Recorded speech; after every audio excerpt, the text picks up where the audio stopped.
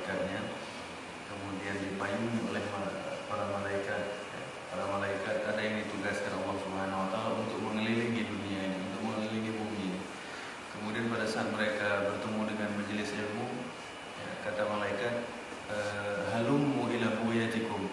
Ya, silakan kalian menuju tempat yang kalian inginkan atau tempat tujuan utama kalian. Kemudian mereka semuanya berkumpul di majelis ilmu tersebut. Kemudian mereka berdesak-desakan sampai mereka ini bertumpuk-tumpuk sampai ke atas langit. Nah, kemudian majelis ilmu ini majelis yang dibangga-banggakan Allah di hadapan para malaikat. Kita bayang Allah membanggakan orang-orang yang duduk dalam majelis ilmu ini di hadapan para malaikat yang pekerjaan mereka 24 jam ibadah. Ya, kita dibangga-banggakan teman aja udah senang, Pak ya. Apalagi ini dibangga-banggakan Allah di hadapan para malaikatnya. Mudah-mudahan kemuliaan ini kita dapatkan ya. Nah, kemudian mudah-mudahan juga kita termasuk dalam satu hadis yang disabdakan Rasulullah SAW di akhir majelis ya Allah Subhanahu wa taala menceritakan tentang orang-orang dulu dalam majelis ilmu itu. Di akhir majelis Allah berfirman, "Qumu maghfurun lakum." Bangunlah dari majelis kalian dan dosa kalian sudah diampuni Allah Subhanahu wa taala. Jadi pada dasarnya kita dulu dalam majelis ilmu ini walaupun sambil santai-santai Pak ya, tapi kemuliaan pahala dan fadilahnya itu sungguh luar biasa.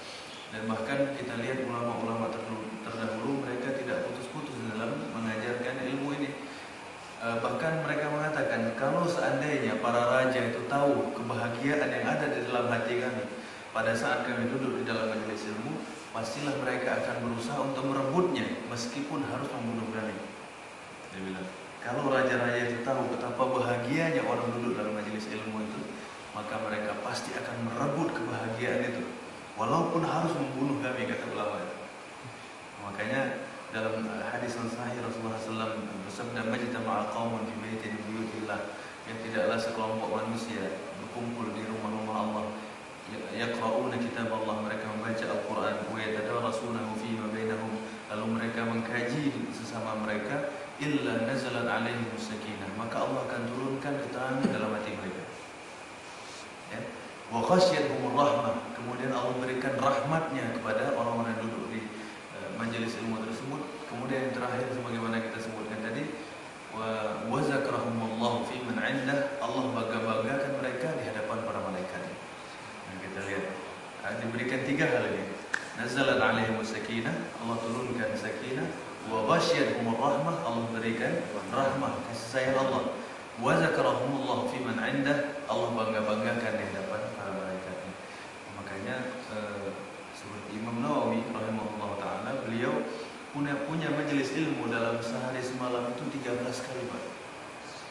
13 kali beliau mengajarkan ilmu itu.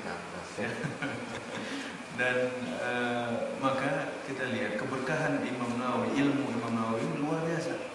Sehingga mungkin hampir setiap masjid ya, di dunia ini ada namanya kitab Riyadhus Shalihin.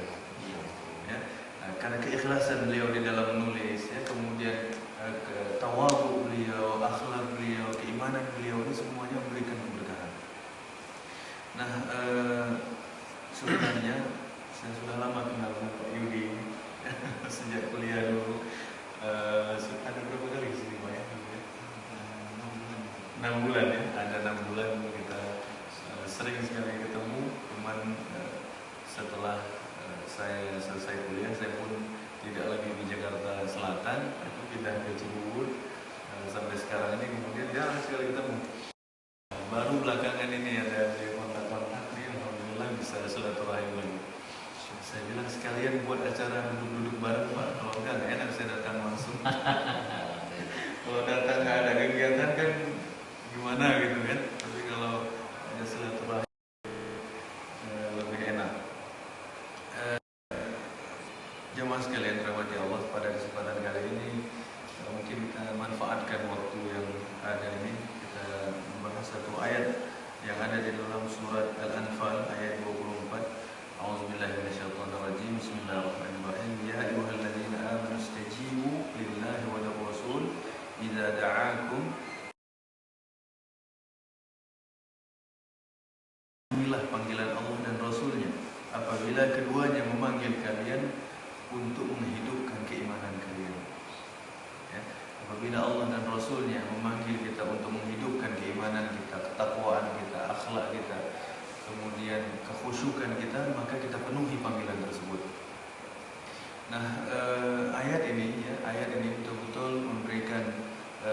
motivasi kepada kita semuanya untuk selalu memenuhi panggilan Allah dan Rasulnya. Panggilan sholat berjamaah kita datang, ya kan? Panggilan haji kita datang, panggilan puasa kita datang. Semua panggilan kita penuhi. Bahkan semua panggilan yang dapat mendekatkan kita kepada Allah kita penuhi panggilan itu. Nanti kita lihat bagaimana ulama-ulama terdahulu, nah kemudian para sahabat di dalam memenuhi panggilan Allah dan Rasulnya ini. Nah, kita ketahui bahwasanya yang namanya khamar bagi masyarakat Arab itu sudah minuman harian. Sudah mungkin seperti kopi di tempat kita ini, minuman harian. Dan mereka sangat mencintai khamar itu. Dan bahkan hampir setiap rumah itu ada khamarnya, Pak. Jadi sudah menjadi kebudayaan masyarakat di zaman itu. Nah, semakin lama khamar ini disimpan, itu semakin sayang mereka, ya, semakin berharga khamar ini. Nah, kemudian Allah Subhanahu wa taala menurunkan Al-Qur'an memerintahkan mereka ini untuk meninggalkan khamar. Tapi karena khamar ini sudah mendarah daging dalam masyarakat, kebudayaan masyarakat pada saat itu, maka Allah turunkan beberapa tahapan dalam pengharamannya. Pertama, Allah Subhanahu wa taala menyebutkan, ya, sesungguhnya khamar itu ada manfaatnya. Ada manfaatnya. Wa itsmuhuma akbaru min naf'ihima, tapi dosanya lebih besar daripada manfaatnya. Khamar ini ada manfaatnya katanya, tapi dosanya lebih besar daripada manfaatnya. Nah, cuman pengharamannya ini belum diharamkan secara tegas, masih diingatkan. Memang ada manfaatnya, badan bisa hangat, ya, mungkin pencernaan bisa lebih bagus dan seterusnya, tapi dosanya lebih parah katanya. Nah, masyarakat pada saat itu ada sebagian meninggalkan, ada sebagian nggak masalah itu katanya. Nah, kemudian pada saat mereka sholat, ada yang baru minum khamar, habis itu sholat, ya. Habis itu bacanya Al-Kafirun, la a'budu ma ta'budun, ya. Muter gitu nggak selesai. La a'budu ma ta'budun, terakhir bilang lakum, ada teriak lakum dari belakang, baru lakum dinukum waliyadin. Kalau enggak muter aja dari situ. Nah, kemudian Allah turunkan ayat berikutnya disebutkan la taqrabus salata wa antum sukara, janganlah kalian mendekati salat sedangkan kalian dalam keadaan mabuk. Berarti kalau mau salat jangan mabuk dulu. Habis salat enggak apa-apa. Jadi kira-kira 1 jam pengaruh khamarnya ini masih pengaruh, jangan. Tapi kalau udah selesai sholat nanti baru minum lagi. Tapi begitu di dalam sholat ini mereka kadang-kadang membaca ayat keliru. Kadang-kadang mereka ini bahkan sampai mencela dirinya di dalam sholat karena pengaruh daripada khamar itu. Kemudian barulah Allah Subhanahu wa taala turunkan, ya ayyuhalladzina amanu innamal khamru wal maisir wal ansab wal azlam rijsun min 'amali syaitan fajtanibuhu la'allakum tuflihun. Sungguhnya khamar, perjudian, kemudian mengundi nasib, menyembelih hewan untuk berhala, rijsun min 'amali syaitan, itu semuanya perbuatan setan kata Allah. Fajtanibuhu, tinggalkan itu semuanya. La'allakum tuflihun, mudah-mudahan kalian dapatkan keberuntungan pada itu. Nah, kemudian pada saat itu barulah ini adalah final, ya, final pengharaman daripada khamar ini. Nah, minuman khamar ini sebagaimana kita sebutkan tadi sudah menjadi budaya masyarakat pada saat itu. Tapi pada saat ayat ini turun, ya, semua sahabat menumpahkan khamar di jalanan itu. Ya, semua mereka tumpahkan meskipun itu menjadi satu hal yang sangat mereka sayangi. Tapi kalau Allah memanggil, ya, untuk menghidupkan keimanan mereka, untuk mengangkat derajat mereka di hadapan Allah, mereka tinggalkan itu meskipun itu sangat mereka sayangi. Itu dia sahabat ini. Bahkan diceritakan pada saat itu sampai-sampai jalan di kota Madinah itu isinya khamar semuanya, tumpahan khamar semuanya. Mereka tidak peduli pada saat itu. Yang penting mereka taat kepada Allah, mereka bisa patuhi perintah Allah kapanpun mereka akan kerjakan. Nah, kemudian begitu juga dengan sahabat, dengan sahabat wanita ini, ya, sahabat wanita ini mereka awalnya mereka buka aurat. Awalnya mereka buka aurat, dan bahkan sebagaimana kita ketahui adat jahiliyah itu lebih jahil daripada orang sekarang, Pak. Ya, kalau dulu orang tawaf dalam keadaan telanjang, ya, mereka nggak pakai baju. Tapi ada aturannya, nggak boleh laki-laki tawaf di situ. Ya. Kalau kalau laki-laki tawaf di siang hari, wanita ini tawaf di malam hari dan tanpa busana. Nah, kenapa tanpa busana? Karena mereka mengatakan ini baju pernah kami pakai untuk buat maksiat. Pada saat kami mengelilingi rumah Allah, kami nggak mau membawa bekas-bekas maksiat yang pernah kami lakukan ini. Jadi mereka buka semuanya. Nah, kemudian pada saat Allah Subhanahu Wa Taala turunkan hijab, ya, Aisyah radhiyallahu anha menceritakan sebaik-baik wanitanya adalah wanita Ansar katanya. Sebaik-baik wanita adalah wanita penduduk Madinah. Kenapa begitu? Pada saat Allah Subhanahu Wa Taala turunkan perintah untuk berhijab, untuk menutup aurat mereka. Perintah menutup aurat ini turunnya habis sholat isya. Sebelum subuh mereka semua sudah tutup aurat. Bayangkan. Ayatnya turun habis isya begini nih. Ayat perintah untuk menutup aurat turunnya habis sholat isya. Sholat subuh wanita-wanita itu semua sudah menutup aurat. Ada yang mengatakan belum ke pasar nih, belum lagi yang kurang matching, belum lagi yang modelnya nggak pas. Mereka nggak kepikiran itu. Apa yang mereka lakukan? Ada spray, mereka ambil spray. Ada gorden, mereka ambil. Yang penting tertutup aurat mereka ini. Dan semangat mereka di dalam melaksanakan perintah Allah dan Rasulnya ini sungguh luar biasa. Sehingga pantas kalau mereka mendapatkan predikat radhiyallahu anhu. Allah ridho kepada mereka. Dan posisi ridho ini adalah posisi yang paling tinggi dunia dan akhirat. Posisi mendapatkan keridhaan Allah ini posisi yang paling tinggi di dunia dan di akhirat. Kalau Allah sudah ridho kepada seorang, ini martabatnya paling tinggi. Nah, kita lihat satu ketika pada saat ada seorang sahabat membaca surat At-Taubah ayat 100, laqad radiyallahu 'anil mu'minin. Bagaimana ini? Surat At-Taubah ayat 100. Di sana ceritakan bahwasanya Allah Subhanahu wa taala telah ridha kepada Muhajirin dan Ansar. Walladzina tabauhum radhiyallahu anhum wa radu an. Dan orang-orang yang mengikuti Muhajirin dan Ansar itu Allah sudah ridha kepada mereka dan mereka pun ridha kepada Allah Subhanahu wa taala. Nah, kemudian Umar bin Khattab yang mendengar ayat ini, dia pada saat itu belum mendengar ayat ini. Lalu dia tanya kepada Ubay. Ya, Ubay ini seorang sahabat yang sangat ahli dalam Al-Quran dan bahkan termasuk sekretaris Rasulullah SAW di dalam menulis wahyu.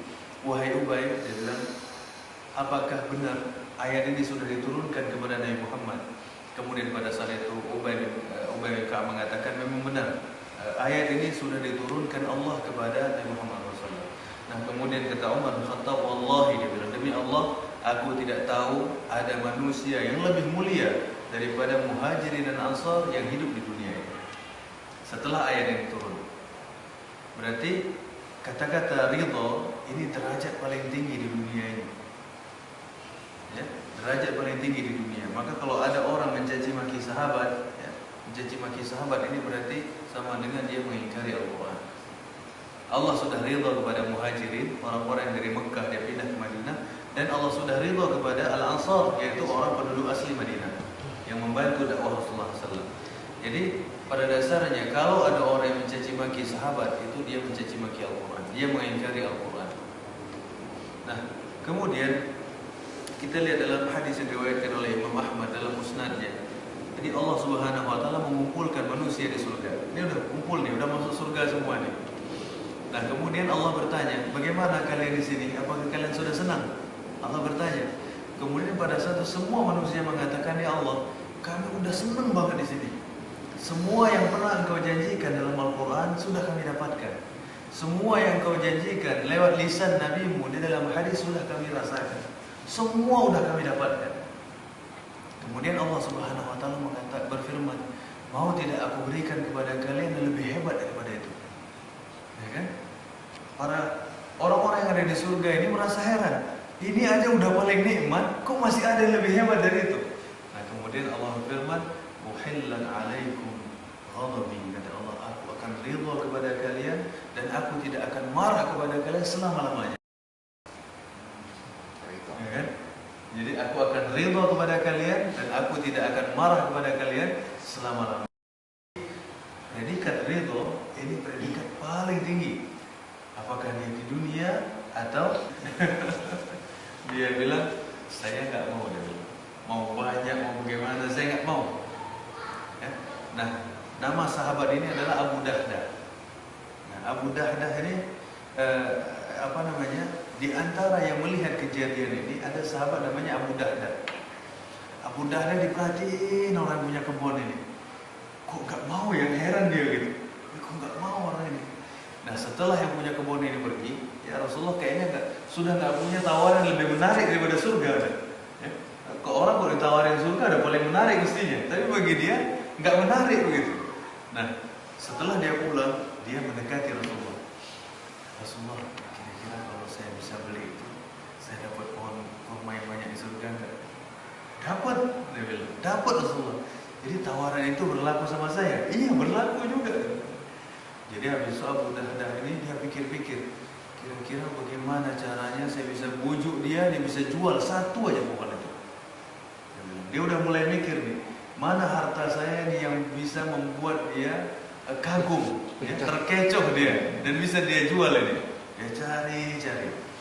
Nah, kemudian kayaknya udah dapat dia datang sama yang punya kebun ini, dia bilang, wahai fulan, kamu tahu nggak kebun kurma yang ada di wilayah sana itu? Oh tahu saya, katanya. Wilayah itu kurmanya bagus-bagus, hasilnya bagus-bagus. Dia bilang, saya punya kebun besar di situ.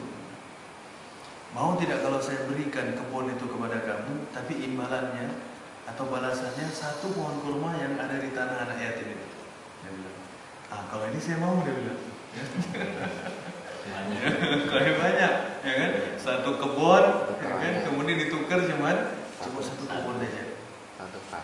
Satu batang aja, satu batang ditukar dengan satu kebun. Mau dia, semangat dia. Nah, kemudian pada saat itu Abu Dahdah mengatakan, ya sudah, sekarang kita akad aja, satu kebun kurma yang bagus kualitasnya itu aku berikan kepada engkau dan engkau memberikan kepadaku satu batang pohon kurma itu. Nah, kemudian dia senang banget, dia datang sama Rasulullah. Rasulullah, saya berhasil beli satu pohon ini, katanya. Saya berhasil beli satu pohon ini dan aku sedekahkan kepada anak yatim. Kemudian pada saat itu Abu Dahdah mengatakan, Rasulullah SAW berkata kepada Abu Dahdah, ya, betapa banyaknya pohon kurma milik Abu Dahdah di surga. Betapa banyaknya, sampai-sampai Abu Dahdah nggak sanggup lagi dengar ya. Dia bilang betapa banyak pohon kurma milik Abu Dahdah di surga. Terus Rasulullah mengulang itu sampai-sampai kata Abu Dahdah, saya udah nggak sanggup dengarnya, saking banyak ya. Nah, kemudian dia langsung pergi ke kebunnya.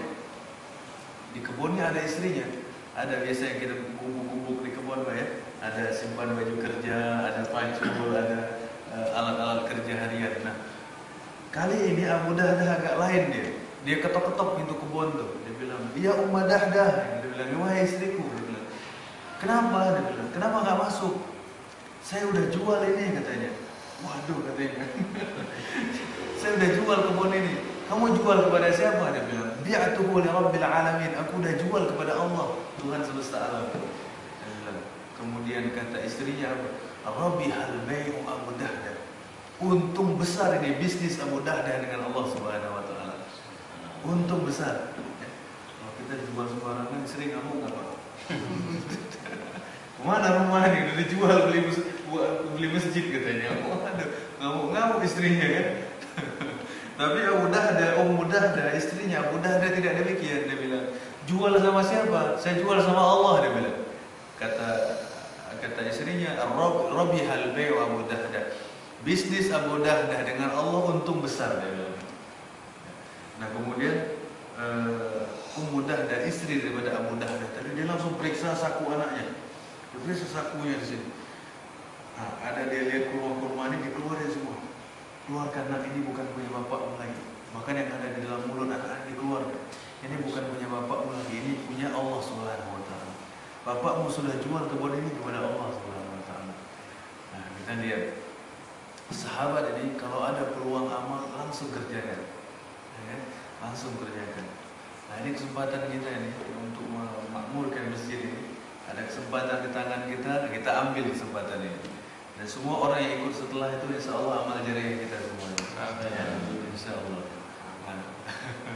Yang penting istiqamah, yang penting bisa sabar, yang penting bisa teguh pendirian kita, sehingga orang-orang pun akan melihat ternyata orang-orang yang ada di dalam musholla ini teguh pendirian, sehingga barangkali ada keinginan bagi mereka juga untuk mengikutinya.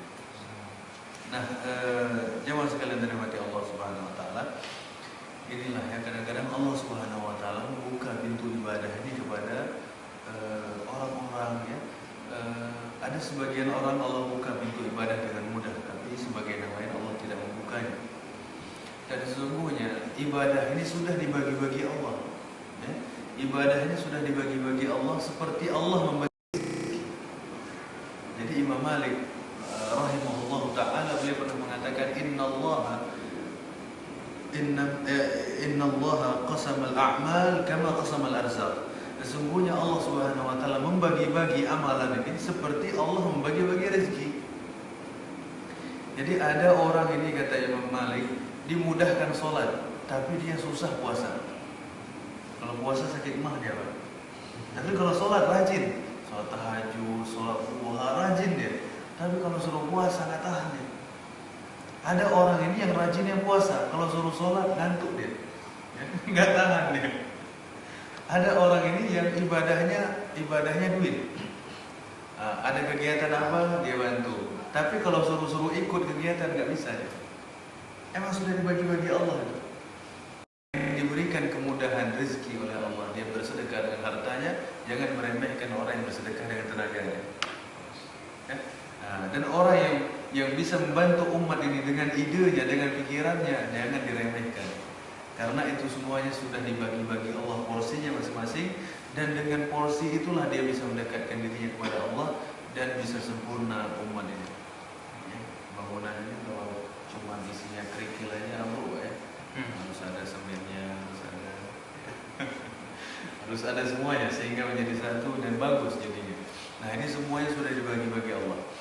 Nah, maka pada saat itu kita lihat di mana kita ini kemudahan diberikan Allah Subhanahu wa taala. Ada orang yang memang tidak dikasih peluang oleh Allah. Ya, ada seorang ulama bertanya kepada Imam Hasan al-Basri, "Ya Syekh," dia bilang, "Wahai Syekh, wahai Imam, saya ini bangun malam," katanya. "Tapi kok nggak bisa sholat tahajud ya?" Katanya. Dia bangun malam, jam 2 dia bangun, jam 3 dia bangun, tapi kok nggak bisa sholat tahajud?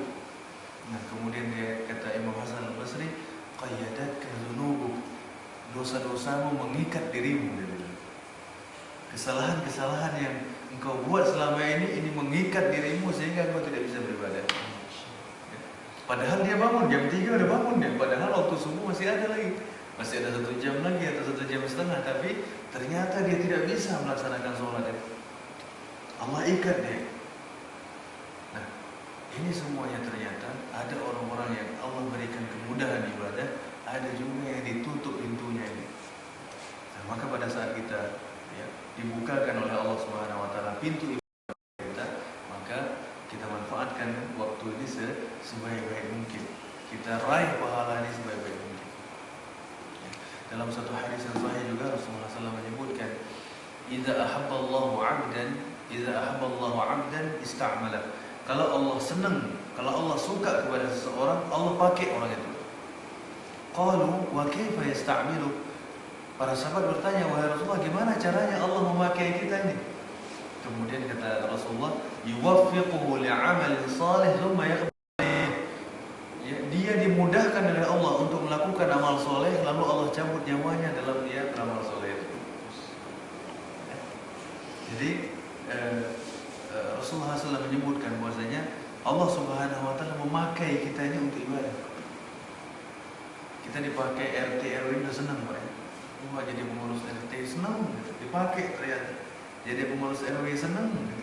Apalagi kalau dipakai negara, lebih senang lagi. Ya kan, jadi tentara, jadi pegawai dari bagian-bagian tertentu, apakah di departemen tertentu, dirjen dan seterusnya, senang dipakai kita nih. Nah, sekarang kita dipakai Allah. Sholat Isya kita dipakai Allah, ya kan? Sholat subuh kita pun dipakai Allah nanti. Membaca Al-Quran kita dipakai Allah. Sholat Jumat pun dipakai Allah. Sholat tahajud pun dipakai Allah. Ibadah puasa dipakai Allah. Semua ibadah kita dipakai sama Allah. Tapi ada sebagian orang yang tidak dipakai Allah. sholat Jumat nggak laku, dia nggak dipakai Allah. Ya. Sholat maghrib nggak dipakai Allah, sholat isya nggak dipakai Allah, haji pun nggak dipakai Allah. Tapi ada sebagian orang ini dipakai Allah dalam segala hal. Sholat 5 waktu dipakai Allah, sholat sunnah dipakai Allah, puasa dipakai Allah, puasa sunnah dipakai Allah, pengajian pun dipakai Allah. Ya. Ada sebagian kita lihat ya, orang-orang yang tidak dipakai Allah dalam segala hal. Sholat Jumat enggak, sholat 5 waktu tidak, sholat yang lain pun tidak pernah dipakai Allah. Ini sedih kita. Nah sekarang kalau ada benar mau menjadi mau dipakai Allah, mau dipakai negara, kira-kira mana yang daftar? Kalau dibuka pegawai negeri ya. Negara membutuhkan guru misalnya 1.000 orang, kira-kira yang daftar berapa? 10.000 orang supaya dipakai manusia, Pak. Supaya dipakai manusia rela antri panjang ya. Kadang lebih parah lagi sampai suap tuh. Ya, sampai suap segala supaya dipakai manusia. Coba ya. Dia rela panas-panas supaya dipakai manusia. Lebih parah lagi dia sampai jual-jual, pinjam-pinjam di bank mungkin untuk memberikan suap supaya dipakai sama negara. Nah, awalnya haram terus. Nah, ini kita lihat ini. Nah, sekarang kalau ada peluang ini, siapa yang mau pakai Allah nih, ngurus musola ini? Ada daftar enggak? Kalau ada peluang, siapa yang mau pakai Allah untuk ngurus anak yatim ini? Orang mau peduli enggak? Siapa mau pakai Allah ini untuk ngurus pengajian nih? Ada yang mau peduli? Nah, betapa banyak orang di luar sana yang tidak dipakai Allah sama sekali. Dan dia tidak khawatir itu. Ya, nggak khawatir dia. Kenapa saya nggak dipakai Allah? Mungkin ada sebagian, mungkin kalau ada undangan RT RW, dia nggak diundang aja udah gelisah dia. Saya salah apa ya? Gelisah dia, apa ya? Gelisah, takut dia. Tanya sama teman-temannya, saya salah apa sih? Kok nggak diundang saya? Nah, ini nggak diundang Allah, nggak dipakai Allah, sholat berjamaah, lalu sholat mengaji pun tak bisa. Ini apa nggak berpikir dan bertanya-tanya ini? Kenapa ya saya kok nggak diundang ya? Kenapa saya kok tidak ada hati saya ketertarikan untuk sholat 5 waktu ini? Ada masalah apa sebenarnya ini? Nah, kadang-kadang perasaan ini tidak muncul dalam hati kita. Maka kadang-kadang kita betul-betul sedih. Pada saat azan dikumandangkan kita masih di mall. Sedih saya. Kita masih di tengah jalan. Kita masih di tempat-tempat yang dari segi manfaatnya tidaklah begitu penting. Tapi kita lalai di sana. Nah ini perlu dalam hati kita merasa sedih, kita merasakan begitu. Kenapa pas Allah panggil kita nggak bisa datang? Kalau dipanggil polisi langsung datang. Tapi kalau dipanggil azan ini, la ilaha illallah. Nah, jemaah sekalian dalam hati Allah Subhanahu Wa Taala. Nah kita lihat generasi-generasi terbaik terdahulu, mereka kalau diperintahkan untuk melakukan ketaatan kepada Allah, mereka lakukan. Ya. Abu Bakar radhiyallahu anhu pernah punya masalah ya. Pada saat Rasulullah SAW ikut dalam perang Bani Musthalib ya, pada saat itu Rasulullah mengajak Aisyah untuk ikut perang dalam perang Bani Musthalib. Nah kemudian pada saat itu Aisyah jadi dia buang hajat di tengah jalan, dia turun dari tandu yang dipikul atau yang dibawa oleh kendaraan pada saat itu. Dia turun dari tandu dan badannya pada saat itu belum banyak dagingnya, masih langsing. Jadi dia diangkat 4 orang tentara yang kuat-kuat. Itu nggak terasa begitu. Ini dalamnya ada orangnya enggak sih? Nah, pada saat itu para tentara sudah istirahat dan tandu ini diturunkan. Aisyah keluar dari tandu ini, dia pergi buang hajat. Nah, pada saat dia buang hajat, setelah selesai buang hajat ini, dia kehilangan kalungnya. Dia cari-cari kalungnya nggak dapat. Nah, karena udah lama mencari dan dia balik ke tempat dia istirahat tadi, dia sudah tidak lagi melihat tentara-tentara, sudah pergi semuanya. Nah, kemudian dia berkata, kalau mereka merasa kehilangan aku, nanti mereka pasti balik lagi. Nah, ternyata menjadi satu kebiasaan di zaman Nabi itu, kalau perperangan, ada namanya tentara ini tugasnya bagian tukang sapu. Jadi kalau ada pedang yang ketinggalan, nanti dia yang ngutipin.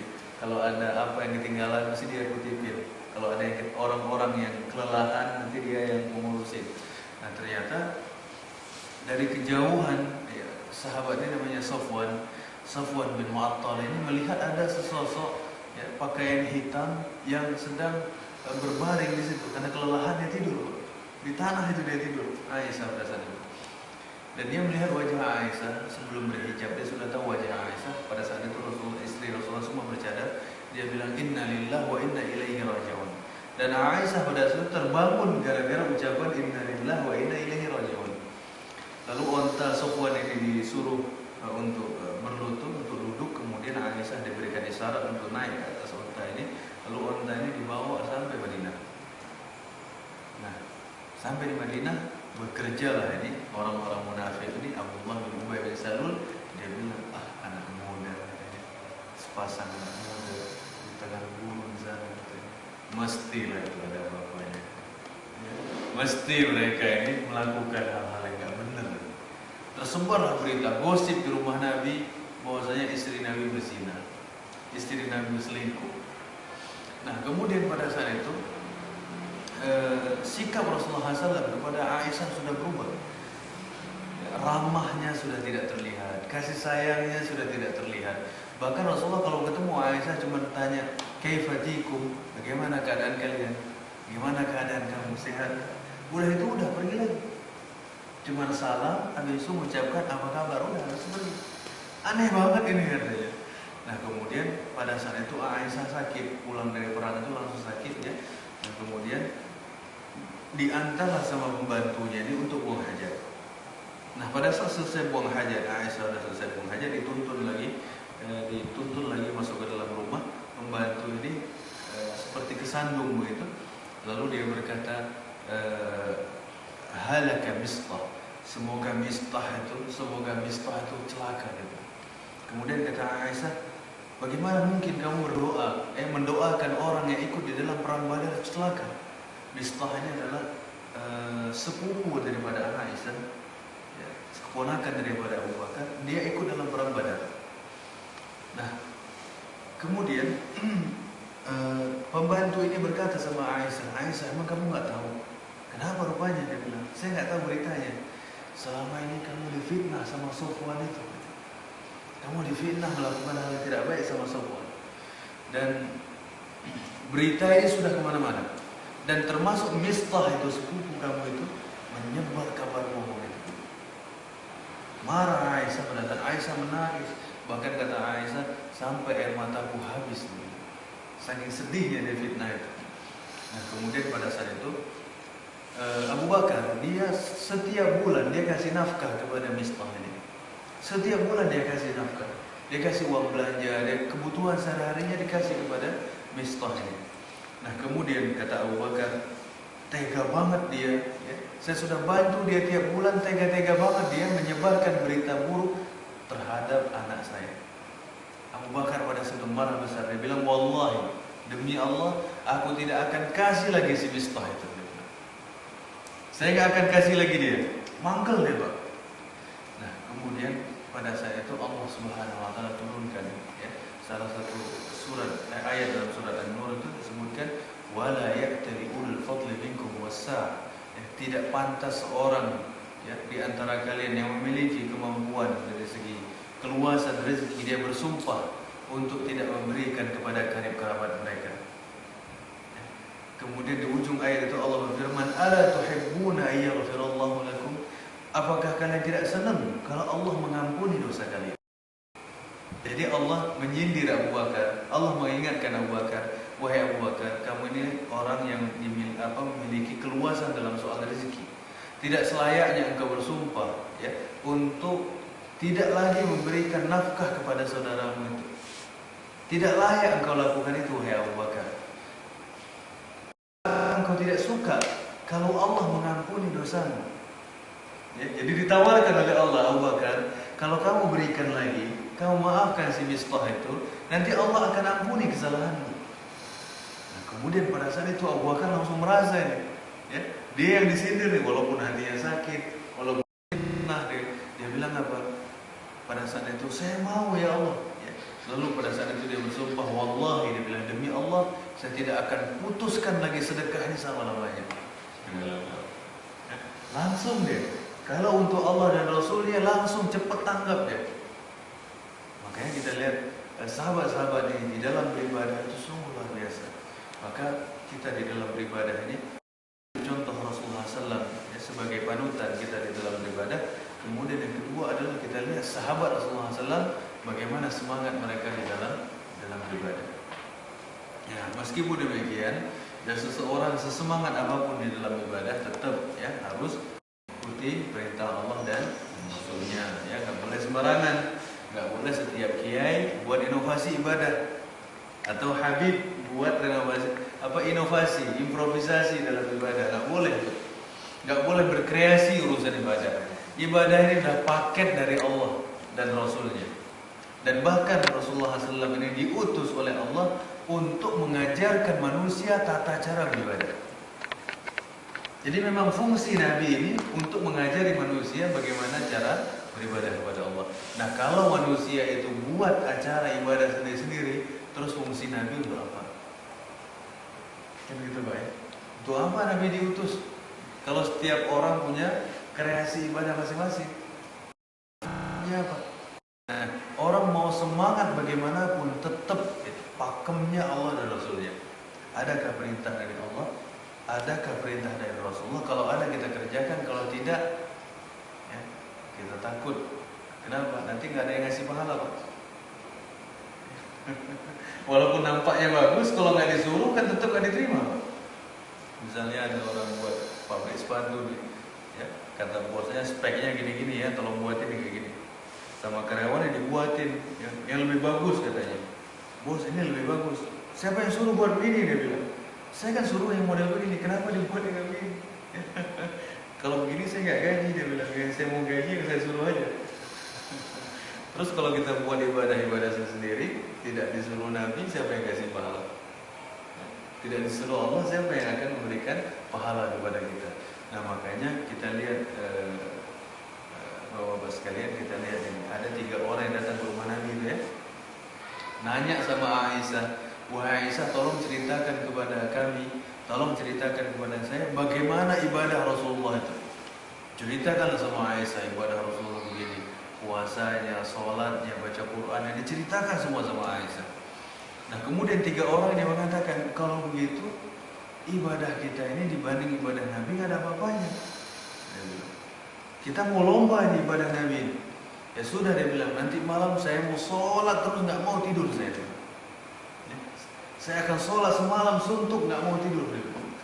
Karena mau lomba ini, semangat ya. Kemudian yang kedua bilang, saya mau puasa terus saya nggak mau berbuka. Kemudian yang ketiga bilang, saya akan ibadah terus nggak mau kawin. Saking semangatnya, ya, sampai kawin pun nggak mau dia bilang. Nah, kemudian habis itu kedengaran sama Nabi. Siapa tadi yang ngomong gitu kata Nabi? Ya. Sesungguhnya aku ini kata Nabi orang yang paling bertakwa di antara kalian. Langsung aja Nabi potong itu. Ya. Sesungguhnya aku ini kata Nabi orang yang paling bertakwa di antara kalian. Tapi meskipun demikian kata Nabi, saya sholat malam tapi saya tidur. Habis sholat saya tidur. Saya berpuasa dan saya berbuka kata Nabi. Dan saya menikahi para wanita. Bukan hanya 1 lagi, ya semuanya, ya. 9 orang, ya, 9 orang, ya? 13 ini ada yang sifatnya budak, ada yang dicerai, ada yang ada yang nggak jadi, ya macam-macam. Nah, tapi Rasulullah SAW ini seorang pribadi yang memiliki fisik yang kuat dan bahkan disebutkan ya di dalam kitab Subulus Salam itu disebutkan Rasulullah ini punya 30 kekuatan laki-laki. Jadi santai aja.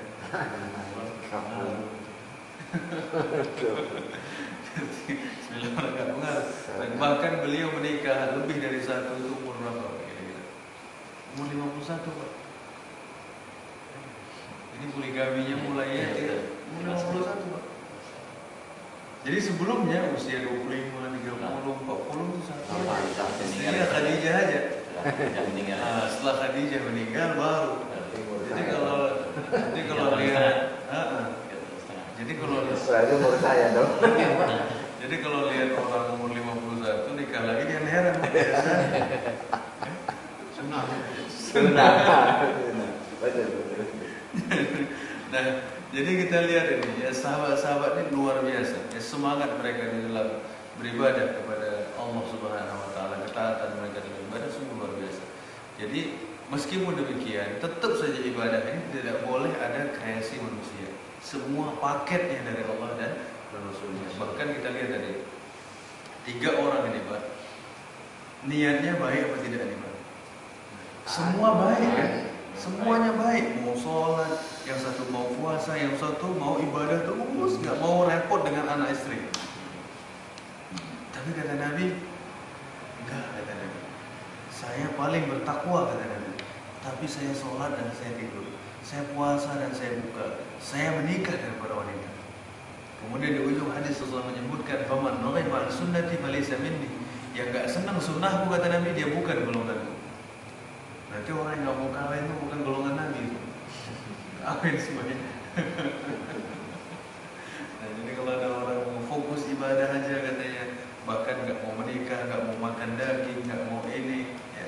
Ini supaya tidak ada sunnah. Nabi itu makan daging. Kadang ada orang, kenapa enggak makan daging? Takut ini itu, dia bilang. Bukan takut penyakit, Pak. Takut nanti syahwat apa segala macam. Ya, siapa yang mengharamkan itu? Allah sudah halalkan itu. Ya, kenapa kita mengharamkan itu buat diri kita sendiri? Padahal paketnya dari Allah itu halal. Ya. Nah, begitu juga dengan Fatimah. Ya, suatu ketika Rasulullah masuk ke dalam masjid dan beliau melihat ada tali yang terbentang dari antara tiang ke tiang, Pak. Sini ada tali, ditarik di sini. Ditanya sama Nabi, ini tali apa ini? Dia bilang, ini tali Fatimah nih, katanya. Fatimah kalau malam sholat, kalau udah capek dia bersandar di situ. Dia berdiri, tapi bersandar di tali itu. Kata Nabi, buka ini, katanya, buka. Kata Nabi, sholatlah kalian pada saat kalian masih seger, masih semangat, kata Nabi.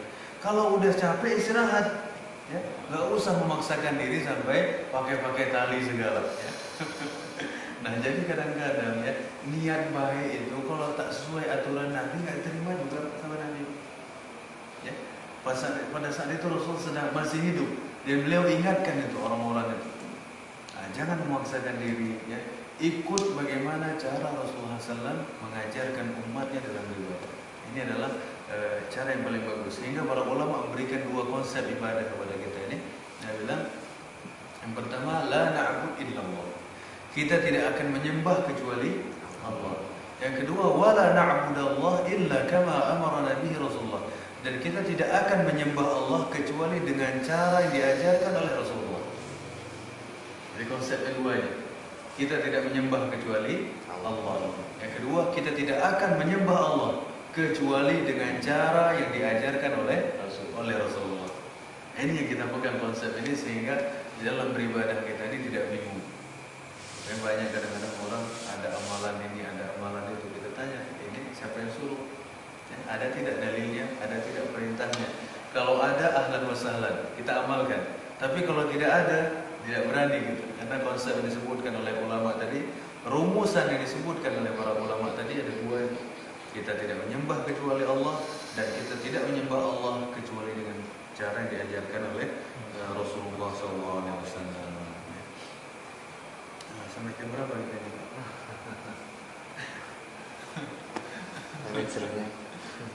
Manajernya nih. Atau diskusi barangkali? Ya, boleh, silakan kalau ada hal-hal yang ingin didiskusikan, termohon.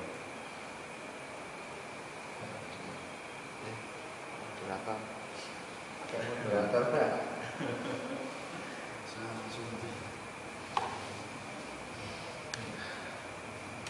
Mohon maaf Pak, Bapak belum membenarkan diri Pak. Nama saya Bukhari. Itu kan belum Bukhari terus tinggal sekarang ini di Jalan Alternatif Cibubur. Kegiatan saya mengajar, ada sedikit saya buat penerbitan buku namanya Hilal Media Group. Hilal.co.id ada website-nya. Juga terbitkan buku-buku Islam, khusus buku Islam.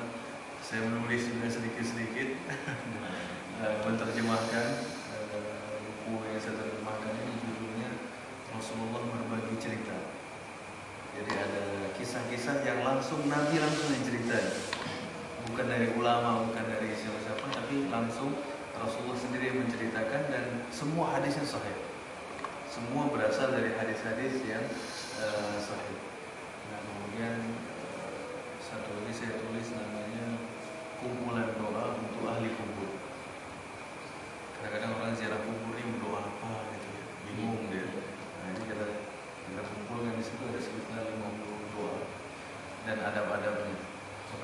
Kemudian soal husnul khatimah, su'ul khatimah, dan hal-hal yang berhubungan dengan kematian, kemana arwah pergi setelah orang meninggal, di mana dia tinggal. Nah, itu semua ada saya tulis dalam buku. Ada di Gramedia itu ada, kita distribusinya dulu.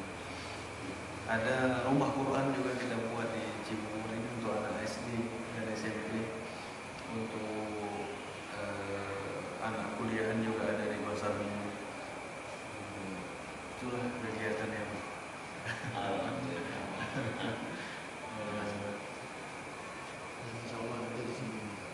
Insya Allah. Jadi ruangan segini cukup nih. Iya, cukup. Yang penting ada gurunya, taruh di sini gurunya, standby. Ada gurunya. Cari 1-2 lah biar nggak kesepian gurunya ini. Ini ruangan sebesar ini udah cukup, sangat banyak ini yang bisa muatnya. Nyambung kelasnya. Iya.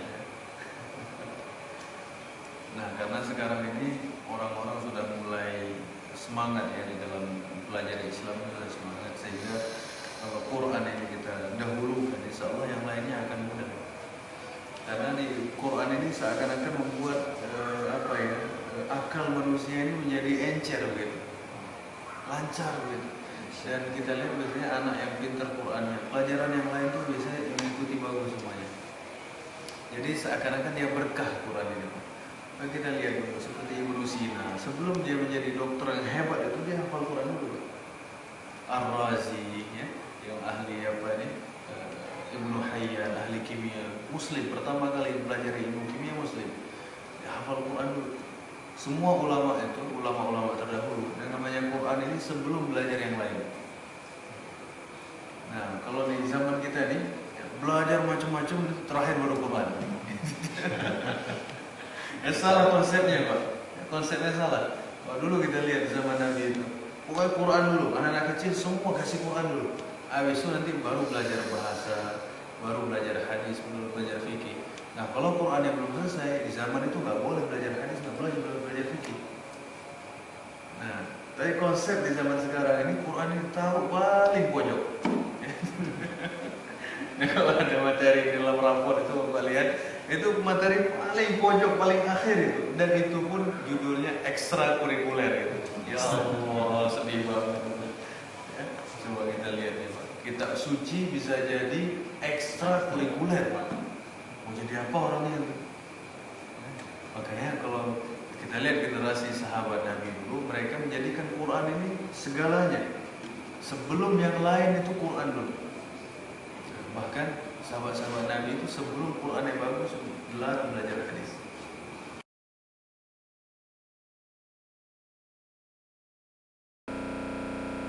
Melihat atau mereka langsung bertanya. Adapun mereka menghafal itu tidak. Yang mereka upayakan konsentrasi dulu pada Quran, setelah itu barulah dia belajar ilmu yang lain. Dan ternyata alhamdulillah ilmu yang lain setelah Quran ini jadi mudah semuanya. Maka konsep inilah yang sekarang ini mulai kita hidupkan kembali. Setelah, dan alhamdulillah peluangnya sekarang besar Pak. Anak-anak ini sekarang yang hafal Quran 30 juz itu dapat beasiswa kedokteran gratis banyak sekarang Pak. Beberapa kampus sudah membukanya secara bebas. Ya, siapa yang bisa hafal 30 juz dan dites masuk ke fakultas kedokteran gratis. Beasiswa 100%, tapi syaratnya hafiz. Karena udah ketahuan pinternya Pak. Jadi udah ketahuan pinternya ini gitu. Ya suruh ngapalin ini 600 halaman coba. Nah ini yang jadi orang mungkin takut nanti kalau Kalau hafal Quran menjadi apa gitu? Ya Allah, menjadi apa lagi katanya tuh Pak? Ini pekerjaan yang tidak ada pensiunnya sampai meninggal dunia ini lah guru Quran. Ya kan? Ada pensiunnya. Makanya Imam Ahmad dulu ketika ditanya, Imam Ahmad kerjanya mengajar, menuntut ilmu, menulis, 3 macam aja. Ya. Dia kalau nggak belajar, dia mengajar atau menulis untuk meninggalkan karyanya untuk umat ini. Ditanya, ya Syekh mata raha, dia bilang Syekh kapan istirahat? Dia bilang istirahatnya adalah pada saat kaki kita langkahkan di dalam surga, itulah istirahat. Hati. Kita meninggal dunia itu istirahatnya. Nah jadi pekerjaan mereka seperti itu. Dan kita lihat seperti Imam Syafi'i itu sebelum belajar ilmu-ilmu yang lain dia hafal Quran dulu Pak. Dan sebelum balik beliau sudah hafal Quran. Nah setelah Quran ini didapat baru dia belajar hadis Pak. Nah baru beliau mempelajari kitab Muwatta Imam Malik itu. Muwatta satu jilid seperti ini, itu sekitar 700 halaman, itu dia hafal 9 hari aja Pak. Baca nggak selesai. Dia hafal 9 hari. Saking cerdasnya, kalau dia buka 2 halaman begini, dia buka buku 2 halaman begini, nah, yang satu ini harus terpaksa ditutup Pak. Kalau tidak khawatir nanti yang ini pun ikut kehafal ya. Jadi nanti dia takut lupa halamannya gitu. Jadi yang satu tutup, udah selesai ini baru pindah sini. Saking cerdasnya. Nah, tapi Quran dulu. Dan ternyata mukjizat daripada Quran ini adalah semua usia bisa menghafalnya. Mukjizat. Kita lihat orang sekarang nih, profesor sekalipun kita kasih 600 halaman, suruh hafal titik koma jangan salah, nggak bisa nih. Tapi namanya Quran ini titik koma pun tahu Pak. Coba anak-anak kita suruh baca Quran, di mana huruf, di mana waqaf jaiz, di mana waqaf lazim, itu kan koma semua sebenarnya Pak. Nah, orang hafal Quran itu hafal plus titik komanya gitu. Dan ini mukjizat paling besar. Walaupun dia tak mengerti bahasa Arab sekalipun dia bisa menghafalkannya. Dan tidak ada kitab yang bisa kita hafal seperti itu. Ini mukjizat dari Allah Subhanahu wa taala dan ini mukjizat yang paling besar dalam sejarah manusia. Mukjizat nabi yang lain hilang pada saat mereka meninggal dunia. Ya kan, mukjizat tongkat Nabi Musa hilang, kapal Nabi Nuh hilang, semua hilang. Tapi yang namanya mukjizat Al-Quran akan ada terus sampai hari kiamat. Nah makanya anak-anak ini yang kita bimbing dengan Al-Quran, terlebih dahulu sebelum mereka mengenal ilmu-ilmu yang lain, baiknya kita kasih Quran dulu. Nah nanti mereka pada saat SMA, lalu mereka kuliah apa saja nggak masalah. Ya kan? Dia misalnya ada kecenderungan kepada kedokteran, kita arahkan ke kedokteran. Dia ingin jadi pilot, nggak masalah. Tapi hafiz Quran. Nah, saya pernah mendengar seorang ceramah namanya Dr. Musa Asyarif. Ya, Dr. Musa Asyarif ini beliau menyampaikan kajian itu soal sejarah para ulama, sejarah generasi salafus saleh dari kalangan sahabat tabi'in dan tabi'ut tabi'in. Dia ceritakan gitu, enak gitu. Saya cari biografi beliau dan ternyata saya temukan beliau ini adalah seorang pilot, kapten pilot. Jadi ulama besar Pak. Jadi mungkin siangnya beliau bertugas di bandara, barangkali Pak pesawat. Sore-sorenya pengajian Pak. Coba kita bayangkan. Kan hidup udah paling nikmat itu. Dua-duanya kita dapat. Nah ada lagi seorang lagi namanya Khalid Jabir. Hebat luar biasa. Kajian di mana-mana. Saya cari biografinya dan ternyata dokter spesialis bedah. Coba. Nah, jadi ternyata bagi orang-orang Arab itu, ya, sebelum mereka belajar macam-macam itu, mereka belajar Quran. Nah, nanti mereka kuliah tetap kuliah seperti biasa. Yang kecenderungannya kemana misalnya? Nah, dia cenderungnya sebagai pedagang, kasih kuliah ekonomi, ya kan? Cenderungnya sebagai arsitek, kita arahkan ke sana. Insya Allah bangunannya nggak kurang semennya. Insya Allah ya kan? Pas insya Allah. Tapi kalau nggak ada Quran ini, Allah Akbar. Ini banyak apa namanya? Banyak tanah yang semen. Diaduk. Nanti lama-lama kita colek begini aja rontok. Ya, belakangan ini saya dapat wakaf tanah sekitar 2.500 meter, 2.600 katanya baru usianya 4 tahun. Tapi kalau kita lihat bangunannya kayaknya ada 20 tahun. Udah retak ke sana sini, kemudian dinding ini kita gini aja gitu. Ontok kan. Saya bilang banyak diskonnya untuk masjid ini. Coba, ini kalau membangun ya nggak ada imannya, nggak ada Quran dalam hati, nggak rusak. Makanya umat ini begitulah. Karena pelajaran agama ini dinilai tidak menghasilkan, ditaruh di paling ujung ekstrakurikuler. Nah, yang ditambah apa? Matematika, tambah biologi, tambah banyak-banyak. Nanti jadi orang pintar tapi jahat, Pak. Ya kan? Dia jadi pintar, jadi hebat begitu. Oh, jadi ahli ini tapi jahat. Ujungnya apa? Rakyatnya juga yang jadi korban. Nah, dia tidak ada filter dalam hatinya, imannya tidak ada. Kalau diingatkan orang dia nggak mau tahu, karena memang tidak pernah hal itu ditanamkan. Nah, ini pendidikan yang seperti inilah yang merusak umat sebenarnya.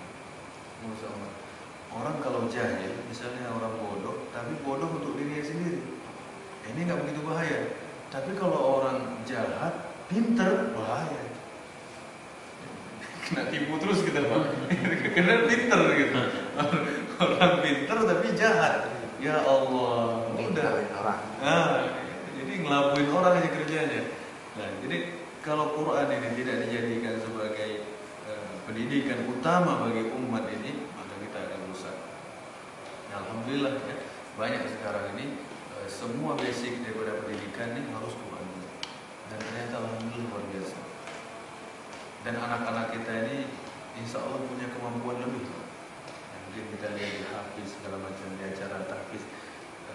Yang kita punya ini 4 bulan itu dapat 10 juz. 4 bulan dia dapat 10 juz. Kelas 5 SD. Kelas 5 SD. Di tempat kita ada. Nah, itu bukan mukjizat ternyata. Karena teman-teman dia juga bisa. Ada yang sehari itu 4 halaman. Itu mau untuk minum atau Pulang balik, pulang pergi. Di sini nggak ada. Ya mohon sama Ustaz. Iya, Maksudnya jadi di sini kalau bisa, saya juga berharap Sepakat. itu sebenarnya pengennya kalau dari ya istilahnya saudara-saudara kita di sini setuju itu sebenarnya kesana arahnya. Iya. Nah, ini kalau masyarakat mendukung, misalnya ini kan punya putra putri semua nih.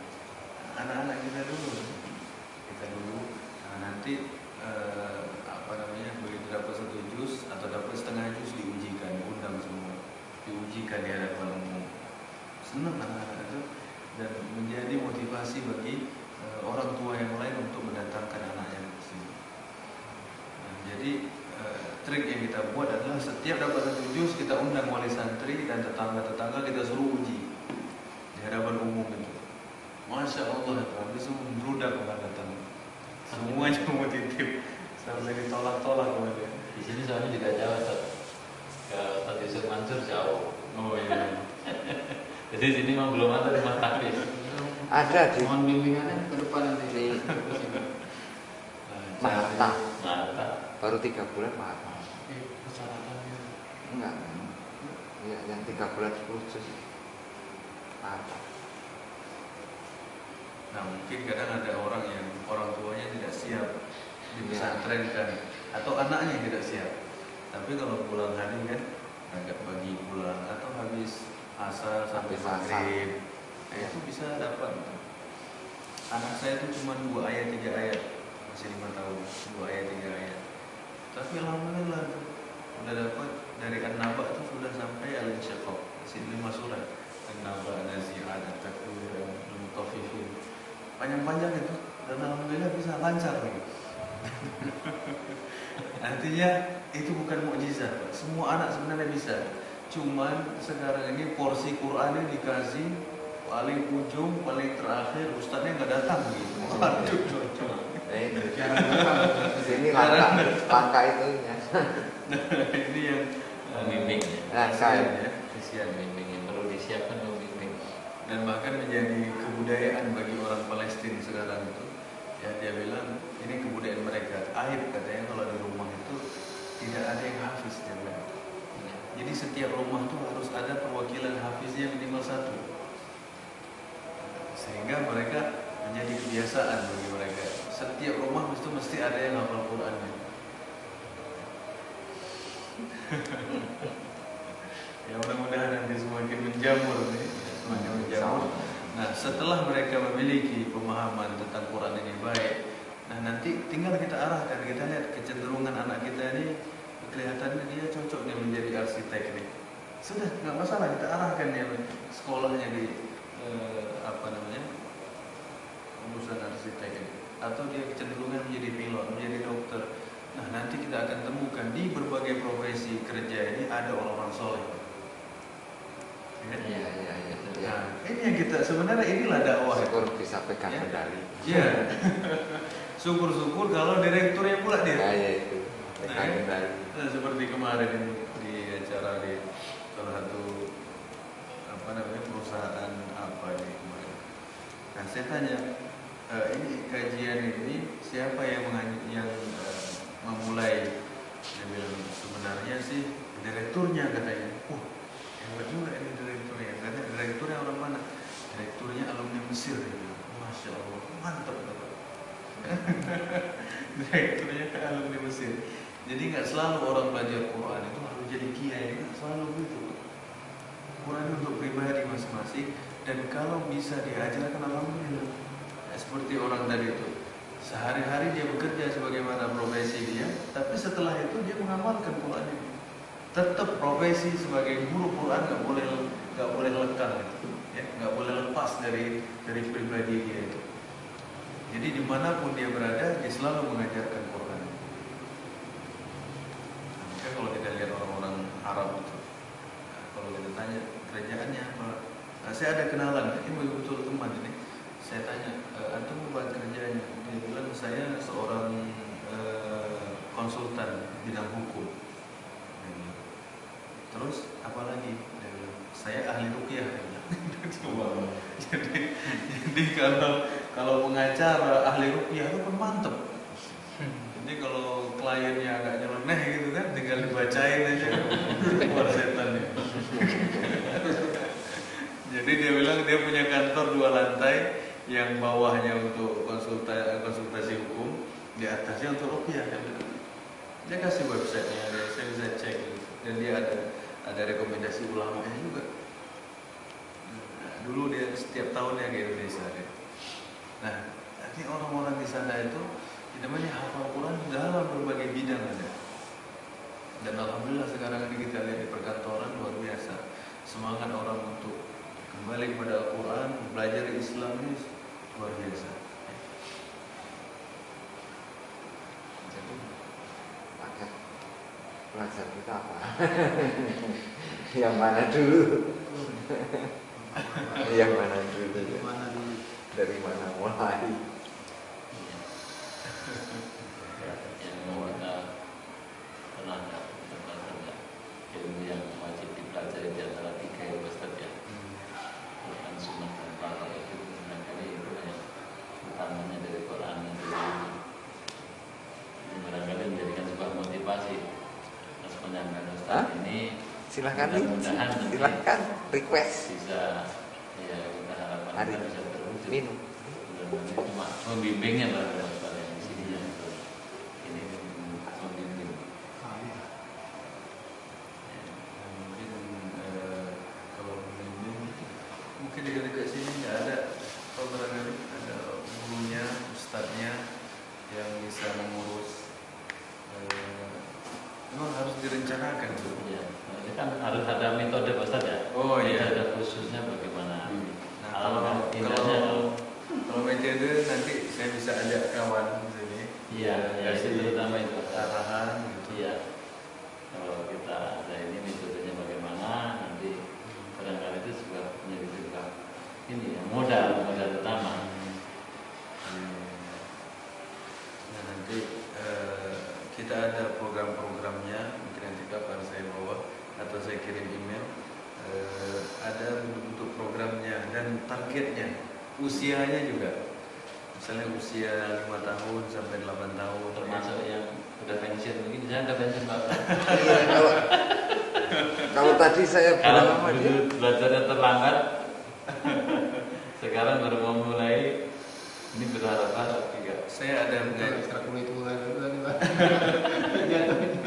saya ada kajian ibu-ibu di pasar Minggu itu di pasar Minggu Jati Padang. Nah di situ ada satu rumah yang dipakai ibu-ibu mengaji, rumah warga gitu pakai ibu-ibu mengaji. Nah mereka ada pelajaran tahsin, mereka ada pelajaran Quran. Nah ibu yang ketua pengurus pengajian ini dia kasih tahu saya, Pak ibu yang itu katanya, ibu yang itu udah nenek, ibu yang itu tuh hafal surat Al-Baqarah, Al-Baqarah dia hafal, surat Al-Kahfi dia hafal, Al-Waqi'ah dia hafal, Al-Mulk dia hafal. Hebat juga. panjang-panjang. Al-Baqarah itu 2 juz setengah itu Pak. Iya. Al-Baqarah 2 juz setengah. Kemudian dia hafal surat Al-Kahfi 110 ayat. 110. Nah berarti kan walaupun usia sudah lanjut kan tidak menjadi halangan, bisa sebenarnya. Nah cuman tinggal ini ada nggak nih semangatnya ini kan? Iya. Kalau terus semangat ini Iya. bisa menjadi sebuah motivasi lah nih Pak. Insya Kita Allah. semua mudah-mudahan. Dan semakin semangat dan biasanya kajian masyarakat itu yang paling banyak diminati itu soal motivasi, paling diminati seperti hadis-hadis yang bentuknya motivasi ibadah ya, seperti Riyadhus Shalihin itu semua orang masuk, yang baru belajar itu cocok, yang sudah lama belajar juga cocok. Jadi Riyadhus Shalihin ini dan di situ tidak ada urusannya khilaf, tidak ada perdebatan fikih gitu. Nah biasanya kan selama ini yang buat agak geger itu kan soal fikih ya. Iya. Nah maksudnya ada diskusi-diskusi yang Beda. nah kalau awal-awal udah kena itu dia nanti udah ini. Nggak respect lagi. Iya, nggak respect lagi. Tapi kalau pertama misalnya motivasi ibadah dulu, ya, apa namanya, bagaimana caranya supaya akhlaknya baik, kemudian hatinya bisa tertata dengan baik, sebagaimana yang diniatkan oleh apa namanya Imam Nawawi dalam Muqaddimah Riyadhus Shalihin itu beliau memberikan arahan di situ. Kitab ini saya tulis supaya untuk membimbing manusia ke jalan yang benar, mudah untuk mencapai ridha Allah Subhanahu wa taala. Riyadhus Shalihin. Nah, tamannya orang-orang saleh. Nah, di situ tidak ada konflik insya Allah ya, tidak ada konflik potensi nggak ada di situ. Ya, semua urusannya ibadah akhlak aja, 2 macam itu. Dan tidak ada pembahasan fikih di sana. Nah, sehingga nanti kalau fikih kan mungkin dalam bentuk-bentuk yang lain supaya bisa lebih mudah diterima. Iya. Kalau bentuknya motivasi, insya Allah semua bisa menerimanya. Kita ada di sini dari Shalihin sampai ke Tobat. Masih awal-awal ya. Jawaban Sama 10 Maret. malam sedikit. Jadi ke depan apa gitu? Ya, Ke depan apa? harapan Ke Ke depan kita ya paling ya itu dari Shalihin lah yang netral. Netral. Netral. Kemudian kalau yang itu harapannya yang tadi motivasi Quran ini. Tapi kalau tak siapin metode barangkali kirim.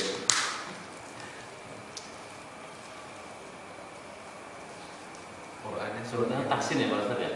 Tahsin dulu Pak. Ya kalau masalahnya kalau taksin ini harusnya irama dari murotal sih ya kelihatannya lebih cepat untuk dapat menghafal itu. Iya. Tapi membaca dulu harus benar. Baca Iya. benar dulu. Kadang banyak orang ini yang dia menghafal dari imam-imam itu, tapi kan bacaannya tidak ada yang mengoreksi. Iya.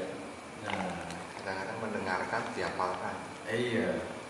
Kadang banyak juga orang yang menghafal dan salah dalam menghafal. Nah, makanya membaca dulu harus pas bacaannya, kemudian setelah itu baru dihafal.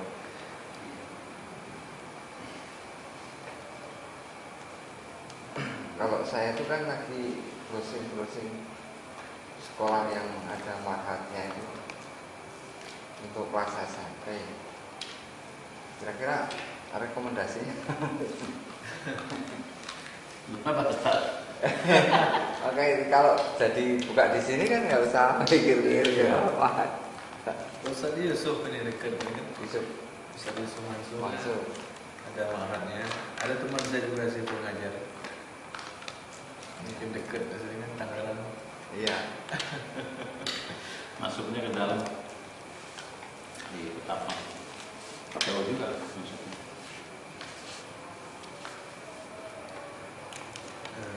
Bagaimana ini kita tutup aja dulu Pak ya. Nanti habis itu baru Baik. terima kasih. Demikian mudah-mudahan ada